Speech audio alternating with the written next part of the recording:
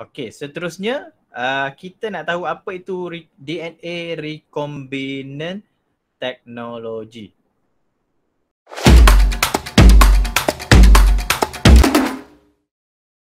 Okay, DNA recombinant technology, biologists can recombine the DNA or genome. Genome merujuk kepada a complete set of DNA. Maksudnya keseluruhan maklumat genetik sesuatu organisma. Kalau manusia, manusialah. Maksudnya daripada 46 kromosom tu semuanya telah diurungkaikan, dikenal pasti. Okey, yang ini untuk apa? A. B ni untuk warna mata contohnya. C ni untuk warna kulit dan sebagainya. Okey. Jadi itu adalah DNA recombinant technology. Okey. GMO. Okey, genetic modified organism. Okay, genetic modified organism is an organism of which genetic information has been changed in a way that does not occur naturally by mating. Okay, jenis GMO ni adalah organisma yang telah diubah suai dia punya maklumat genetik dia, di mana yang diubah suai tu tak akan terhasil dalam natural mating. Tidak akan terhasil secara semula jadi melalui proses pembiakan seks. Okay, so this organism contain recombinant DNA, then an organism that contain recombinant DNA is known as a transgenic organism. Okay, contohnya gambar kambing. Okay, kambing ni adalah transgenic organism sebab dia telah dimasukkan DNA organisma yang lain. Okay, genetic modified organism. Kambing ni pun adalah GMO. GMO tu untuk nama besar dia lah. Nama besar dia. Okay, contohnya lembu, kambing, biri-biri, puyuh ke, ayam ke, pokok ke dan sebagainya. Mereka tu tergolong di dalam genetic modified organism. Okay, kalau kita fokuskan kepada satu, kita juga boleh menggunakan istilah transgenic organism.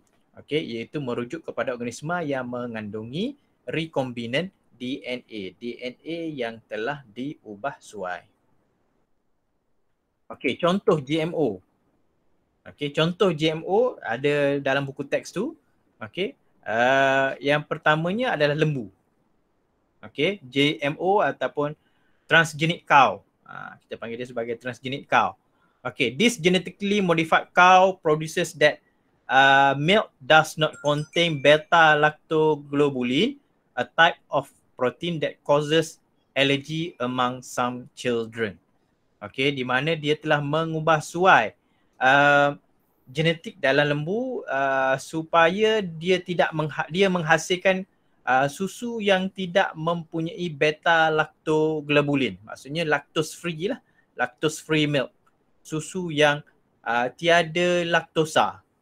Okay, jadi ianya akan membantu sesetengah bayi yang mengalami masalah lactose intolerant. Bila dia minum susu je, dia cerit-berit. Bila dia minum susu je, dia sakit perut. Itu maksud dia lactose intolerant. Dia tak boleh cerna laktosa. Jadi, saintis menghasilkan lembu khusus yang digolongkan sebagai GMO, okay, di mana susu tu tidak mengandungi beta-lactoglobulin. Jadi mungkin harga susu tu lebih mahal lah daripada susu biasa sebab dia dihasilkan secara GMO. Okey, yang keduanya adalah kambing. Okey, this genetically modified goat possesses the human gene. Okey, dia masukkan gene manusia ke dalam kambing, which code for blood clotting factor. Okay, this blood coagulation factor is found in the goat's milk and can be purified and used to treat hemophilic patient. Okay, so dia menghasilkan blood clotting factor dalam susu dia. So susu tu akan dipurified. Okay, akan ditulenkan untuk mendapatkan blood clotting factor dan boleh digunakan untuk merawat pesakit hemofilia. Okay, ini antara kebaikan. Dan sememangnya GMO ni dihasilkan untuk kebaikan. Tadi sebab awal-awal tadi dia dah bagi tahu untuk improve human life, untuk meningkatkan kehidupan, taraf kehidupan manusia, kualiti dia. Okey. Satu istilah lagi adalah genetic modified food. Okey, beza antara GMO dengan GMF, GMO adalah organisma yang hidup. Bila dah ditukarkan kepada benda yang boleh dimakan, okey, kita panggil dia sebagai GMF. Okey, genetic modified food. What is genetic modified food? Genetic modified food possesses DNA from other species of plant or animal. Okay, and then the consumption of GMF by humans may cause health implication which are still unknown. Okay, sebab dia masukkan genetik organisma lain, jadi implikasi dari segi kesihatan dia adalah masih tidak diketahui. Okay, ada yang mengatakan boleh menyebabkan kanser, tapi unproven, belum dibuktikan. Jadi belum dibuktikan. Jadi kamu tak boleh jawab sebab dalam SPM 2020 keluar soalan tentang ini. Okey, dan bila pelajar jawab, dia bagi tahu genetic modified food ni boleh menyebabkan kanser, jadi tak ada point, tak ada markah. Sebab still unknown, tak ada bukti, unproven lagi, belum disahkan, belum dibuktikan lagi sebab masih lagi dalam kajian. Sebab benda tu perlukan jangka masa yang panjang untuk berlaku. Okey. Okey, ciri-ciri GMF characteristic of GMF. Ciri-ciri GMF, yang pertamanya dia resistant to herbicide. Kalau kita nak tahu GMF, genetic modified food ataupun GMO, GMF ni biasanya untuk tumbuhan lah. Kebanyakannya untuk tumbuhan. Okey.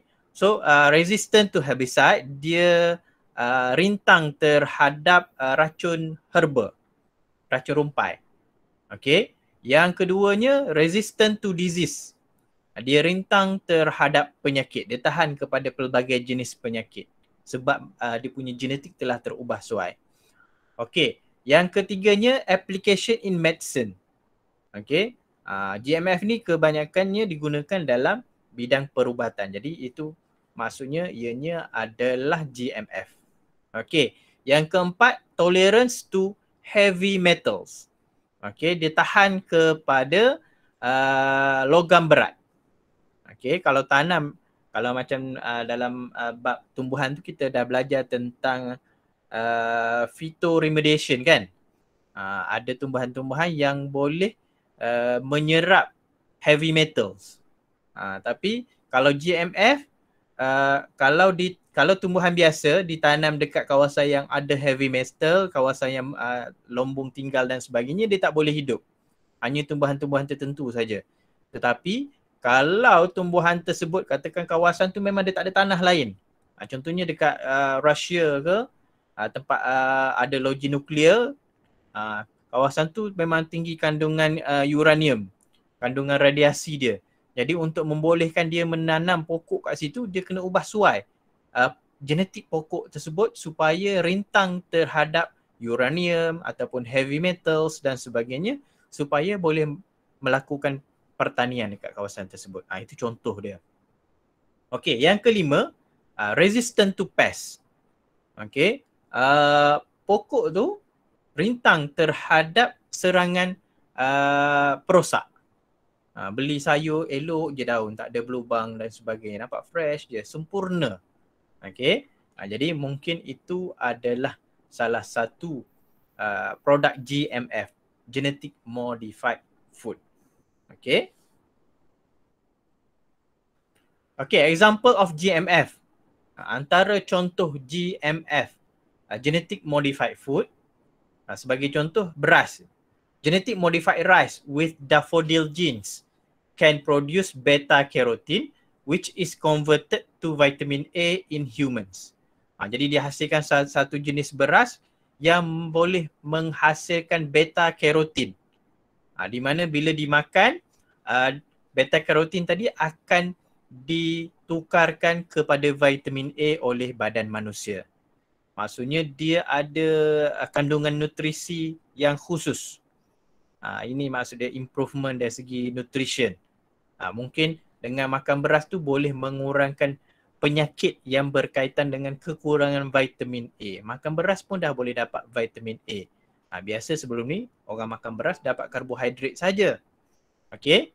Itu example dia, beras yang telah terubah suai. Okey, yang kedua yang antara yang paling banyak dalam pasaran adalah GM tomatoes. Genetic modified tomatoes. Okay, can last longer because a gene causing the softening of tomatoes is removed. Okay, so dia boleh tahan lama sebab gene yang menghasilkan enzim yang menyebabkan tomato tu jadi lembut, jadi lembek. Okay, telah dibuang. Maksudnya tomato tu boleh tahan lama lah. Dia tak cepat lembek. Okay, maksudnya dia boleh dieksport. Jadi dengan kaedah ini, tomato tu boleh dipasarkan ke seluruh dunia sebab dia lambat rosak. Okay, jadi dia punya pasaran dia worldwide lah. Maksudnya ianya akan memberikan kelebihan kepada petani tersebut dalam pemasaran. Jadi menambahkan jumlah pendapatan dia lah. Okay. Okay, another example. Genetic modified salmon. Ataupun dikenali sebagai super salmon. Okay, with growth hormone regulating genes can grow to market size in significantly less time. Okay, dia masukkan gene yang boleh mengawal hormon pertumbuhan yang menyebabkan salmon tu dalam masa yang singkat membesar. Okay, jadi bila saiz dia besar, dia boleh dimarketkan mengikut saiz dia dalam jangka masa yang singkat. Okey, dan yang keempat, antara juga yang paling banyak dekat pasaran adalah GM soybeans. Genetic modified soybean, kacang soya yang telah terubah suai.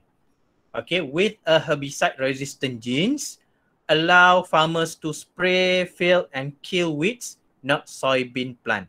Okay, dia dah masukkan genetik yang tahan kepada racun herba supaya bila petani menyembur racun untuk membunuh rumput rumpai, soya bean tu tidak mati. Kalau biasa dia sembur racun, kalau terkena pokok soybean tu, jadi soybean tu pun akan mati juga. Jadi untuk elakkan soybean tu mati, dia masukkan gen yang boleh tahan kepada herbicide.